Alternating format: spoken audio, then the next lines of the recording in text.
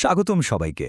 আচ্ছা, আমরা তো সবসময় ভাবি যে পরীক্ষায় ফাটিয়ে রেজাল্ট করার একমাত্র উপায় হলো ঘন্টার পর ঘন্টা শুধু বইয়ে মুখ গুজে পড়ে থাকা, তাই না? কিন্তু ব্যাপারটা কি আসলেই তাই? আজকের এই এক্সপ্লেনারে আমরা পড়াশোনার পেছনে সেই লুকানো লাইফস্টাইল ফ্যাক্টরগুলো নিয়ে কথা বলবো। বিশেষ করে আমাদের ঘুম আর প্রতিদিনের খাবার-দাবার, যা আসলে আমাদের মস্তিষ্কের ইঞ্জিনকে আসল পাওয়ারটা দেয়। তো চলুন চট করে দেখে নিই আজ আমরা কি জানছি। প্রথমে আমরা খুঁজব একাডেমিক পারফরম্যান্সের আসল রহস্য, তারপর জানব ঘুমের বিজ্ঞান নিয়ে, এরপর মস্তিষ্কের জ্বালানি হিসেবে পুষ্টির ভূমিকা, তারপর হাইস্কুল জরিপের কিছু চমকে দেয়া যেটা, আর সবশেষে এই সমস্যাগুলো সমাধানের কিছু দারুণ উপায়।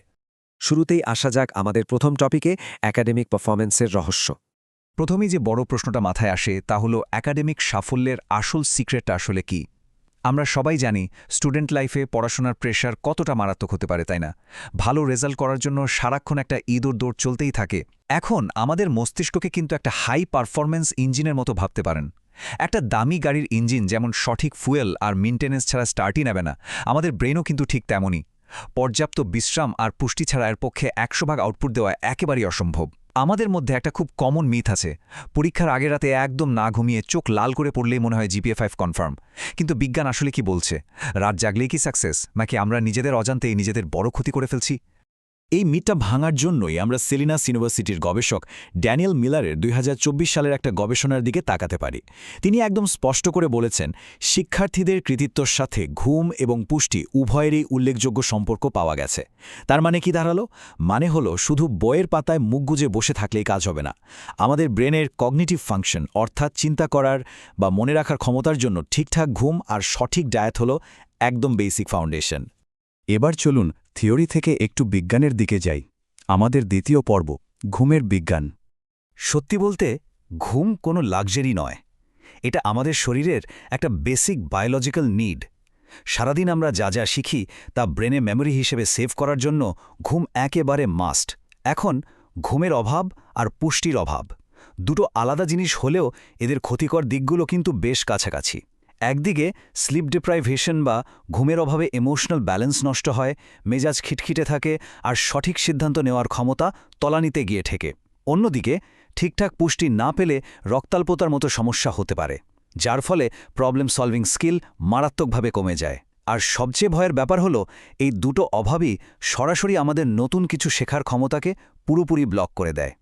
এই পর্যায়ে খুব ইন্টারেস্টিং একটা কনসেপ্টের সাথে আপনাদের পরিচয় করিয়ে দিই, যাকে বলে ক্রোনোটাইপ। সহজ ভাষায় বললে ক্রোনোটাইপ হলো আমাদের শরীরের ভেতরের একটা নিজস্ব ন্যাচারাল ঘড়ি। এটাই ঠিক করে দেয় যে আমাদের কখন ঘুমাতে ইচ্ছা করবে আর কখন আপনা আপনি চোখ খুলে যাবে। তার মানে ব্রেনকে অপটিমাম লেভেলে কাজ করানোর জন্য শুধু কয় ঘন্টা ঘুমাচ্ছি সেটাই শেষ কথা নয়, শরীর কখন প্রাকৃতিকভাবে ঘুমাতে চাইছে সেটাও কিন্তু একটা বিরাট ফ্যাক্টর। আর এই ক্রোনোটাইপের ব্যাপারটা খুব দারুণভাবে বুঝিয়ে দেয় যে আমাদের চিরাচরিত স্কুল সিস্টেম আসলে সবার জন্য সমানভাবে কাজ করে না। যারা মর্নিং ক্রোনোটাইপ তারা সকালে উঠেই একদম ফ্রেশ আর এনার্জেটিক থাকে, কিন্তু যারা ইভিনিং ক্রোনোটাইপ তাদের ইঞ্জিন স্টার্ট হতে সকালে একটু বেশি সময় লাগে। এখন স্কুলগুলো খুব সকালে শুরু হওয়ার কারণে মর্নিং ক্রোনোটাইপ স্টুডেন্টরা ন্যাচারালি একটা অ্যাডভান্টেজ পেয়ে যায়। অন্যদিকে ইভিনিং ক্রোনোটাইপের ছেলেমেয়েদের তাদের নিজেদের প্রাকৃতিক ঘুমের সাইকেলের বিরুদ্ধে গিয়ে জোর করে ক্লাসে বসতে হয়, যা অবধারিতভাবেই তাদের পারফরমেন্সকে নিচের দিকে নামিয়ে দেয়। তো ঘুম নিয়ে তো অনেক কথা হলো, এবার আসুন আমাদের ৩ নম্বর পর্বে, পুষ্টি এবং মস্তিষ্কের জ্বালানি। আগেই বলেছিলাম আমাদের ব্রেন হলো একটা হাই পারফরম্যান্স ইঞ্জিন, আর এই ইঞ্জিনকে টপ স্পিডে দৌড়াতে হলে দরকার প্রিমিয়াম কোয়ালিটির ফিউল। এই ফিউলগুলো আসলে কি? এগুলো হলো omega-3 fatty acid, iron, vitamin D এবং কমপ্লেক্স কার্বোহাইড্রেট। এগুলোকে ব্রেনের সুপারফুড বলতে পারেন। যেমন ধরুন আয়রনের কথা, এটি সরাসরি আমাদের একটানা মনোযোগ ধরে রাখতে আর মেমরি শার্প করতে জাদুর মতো কাজ করে। এই পুষ্টি উপাদানগুলো ছাড়া ব্রেনের পক্ষে তার ফুল পোটেনশিয়ালে পৌঁছানো লিটারালি অসম্ভব। থিওরি তো অনেক হলো, এবার চলুন দেখি বাস্তবে স্টুডেন্টদের অবস্থাটা ঠিক কি। আমাদের ৪ নম্বর পর্ব, হাইস্কুল জরিপের তথ্য। ড্যানিয়েল মিলারের গবেষণায় ৯৯ জন হাইস্কুল শিক্ষার্থীর ওপর একটা দারুণ সার্ভে করা হয়েছিল। এই স্টুডেন্টদের ব্যাকগ্রাউন্ডের দিকে তাকালে দেখবেন এদের মধ্যে ৬৫% হিসপ্যানিক এবং ৩২.৫% শ্বেতাঙ্গ শিক্ষার্থী। এই ডেমোগ্রাফিক ডেটাটা কিন্তু খুবই গুরুত্বপূর্ণ, কারণ এটা প্রমাণ করে যে এই গবেষণার রেজাল্ট কোনো একটা নির্দিষ্ট গোষ্ঠীর ওপর ভিত্তি করে নয়, বরং বেশ বৈচিত্র্যময় একটা স্টুডেন্ট পপুলেশনের ওপর করা হয়েছে। সার্ভের প্রথম যে ডেটাটা সামনে আসে সেটা আক্ষরিক অর্থেই চমকে দেওয়ার মতো। শুনলে অবাক হবেন, স্কুল খোলা থাকা অবস্থায় রাতে 19% স্টুডেন্ট 5 ঘন্টারও কম সময় ঘুমায়। জাস্ট ভাবুন তো ব্যাপারটা, টিনেজ বয়সে একটা স্টুডেন্টের যেখানে প্রচুর ঘুম দরকার, সেখানে এত কম ঘুম তাদের গ্রোয়িং ব্রেনের ওপর কি মারাত্মক লেভেলের প্রেশার তৈরি করছে। এর পরের ডেটাটা আরও অ্যালার্মিং, 48%। হ্যাঁ, জরিপে অংশ নেওয়া প্রায় অর্ধেক শিক্ষার্থী তাদের বয়সের জন্য যে মিনিমাম ঘুমটা দরকার সেটাই পূরণ করতে পারছে না। সোজা কথায় বলতে গেলে প্রতি 2 জনের মধ্যে একজন স্টুডেন্ট প্রতিদিন চরম স্লিপ ডিপ্রাইভেশন বা ঘুমের ঘাটতি নিয়েই ক্লাসে গিয়ে বসছে। ঘুমের এই ভয়াবহ অবস্থার পর যদি আমরা খাদ্যাভ্যাসের দিকে তাকাই, বিশ্বাস করুন সেখানকার চিত্রটাও খুব একটা সুবিধার নয়। বিশাল একটা অংশ, প্রায় 64% স্টুডেন্ট সকালে স্কুলে যাওয়ার আগে খুব সামান্যই প্রাতরাশ করে অথবা একদমই না খেয়ে চলে যায়। মানে তারা দিনের সবচেয়ে ক্রুশিয়াল সময়টা শুরু করছে ব্রেনের ট্যাঙ্কে 1 ফোঁটা জ্বালানি না দিয়েই। সবচেয়ে ইন্টারেস্টিং ব্যাপার কি জানেন, স্টুডেন্টরা নিজেরাও কিন্তু এই সমস্যাটা খুব ভালোভাবেই টের পায়। সার্ভে থেকে দেখা যায় 27%-এরও বেশি শিক্ষার্থী নিজেরাই স্বীকার করেছে যে সকালে নাস্তা স্কিপ করলে ক্লাসে তাদের মনোযোগ এবং পারফরমেন্স মাঝারি থেকে তীব্র মাত্রায় ড্রপ করে। আর এই ব্যাপারটা যে শুধু স্টুডেন্টদের মুখের কথা তা কিন্তু নয়, এর একদম সলিড গাণিতিক প্রমাণও আছে। ডেটা অ্যানালাইসিস করে দেখা গেছে শিক্ষার্থীদের লাইফস্টাইল এবং তাদের রেজাল্টের মধ্যে একটা স্ট্রং কানেকশন আছে। এখানে 23% ভ্যারিয়েন্স সরাসরি ঘুম আর পুষ্টির ওপর নির্ভরশীল। একদম সোজা হিসাবে যেসব স্টুডেন্ট ঠিকমতো ঘুমায় আর পুষ্টিকর খাবার খায়, ম্যাথামেটিক্যালি তাদের গ্রেড এম নিতেই অনেক ভালো হয়। এই সার্ভে থেকে আরও একটা দারুণ ফ্যাক্ট বেরিয়ে এসেছে, যেটাকে বলা হচ্ছে ক্যাফেন মাস্ক। অনেক স্টুডেন্টই ঘুমের ঘাটতি মেটাতে লিটারালি কফি বা এনার্জি ড্রিঙ্কসের উপর নির্ভর করে। এটা আসলে একটা ড্যামেজ কন্ট্রোল মেকানিজম।